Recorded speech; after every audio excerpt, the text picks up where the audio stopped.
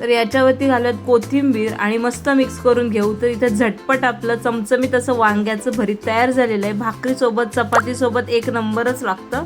तर नमस्कार, सोनालीज किचन आपल्या लाडक्या यूट्यूब चॅनलमध्ये तुम्हा सर्वांचे खूप खूप स्वागत आहे। तर आज आपण पाहतोय मस्त वांग्याचं भरीत कसं करायचं। त्यासाठी लागेल 2 कांदे, 1 टोमॅटो, त्यानंतर 2 लसूण कांड्या, कोथिंबीर आणि हे वांग। तर वांग हे पहा मीडियम साईजचं इथे वांग घेतलंय। तर त्याच्या अगोदर आपण हे कट करून घेऊ। कांदा टोमॅटो इथे बघा मी कट करून घेतलेत। लसूण जर तुम्हाला ठेचून घ्यायचं असेल लसूण तरी सुद्धा चालेल, मी चिरून घेतलाय। त्यानंतर वांग स्वच्छ धुवून त्यानंतर पुसून घ्यायचे आणि वांग्याला तेल लावून घ्यायचं। या पद्धतीने वांग्याला सगळीकडनं तेल लावून झालं की असं सुरीच्या साहाय्याने चिरा मारून घ्यायचे आहेत, जेणेकरून वांग आतपर्यंत भाजलं जातं। हे पहा वांग्याला चीर मारून झाली आहे। आता आपण गॅसवर ठेवायचं आहे आणि आलटून पलटून आपल्याला मस्त सगळीकडनं हे वांग भाजून घ्यायचं आहे। वांग चांगलं भाजल्याच्या नंतर ही साल जी आहे बाहेरची ही बघा पटकन निघतीये। जर वांग भाजलं गेलं नाही तर साल चिकटून राहते, साल निघत नाही।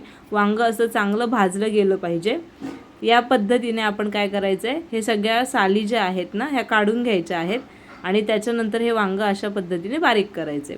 तर हे पहा वांग छान असं बारीक झालेलं आहे इथे। आता गॅसवर कढई ठेवू। कढई गरम झाल्याच्या नंतर 1 चमचाभर तेल टाकायचं। तेल तापल्यानंतर यामध्ये घालायची 1 चमचा जिरं, त्याच्यानंतर जाईल कढीपत्ता आणि त्यानंतर घालूयात इथे लसूण। लसूण मी बारीक चिरून घेतलाय, म्हणजे जर तुम्हाला ठेचून घ्यायचं असेल तरी सुद्धा चालेल।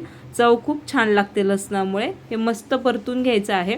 लसूण ब्राऊन रंग होईपर्यंत आपल्याला परतून घ्यायचं आहे। त्याच्यानंतर जे कांदे 2 घेतले होते आपण बारीक चिरून ते सुद्धा यामध्ये घालायचे आहेत। कांदा सुद्धा छान परतून घ्यायचा आहे। कांदा चांगला मिनिट 2-3 मिनटं तरी परतायचा आहे। गॅसची फ्लेम ही मीडियमच ठेवायची आहे।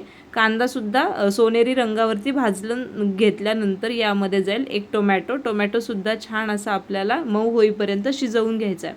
कांदा टोमॅटो चांगले मऊ झाले की त्याची टेस्ट सुद्धा छान उतरते, नाहीतर मग कांद्याची चव काय होते कचकच करते। त्याच्यामुळे चांगले भाजून घ्यायचे।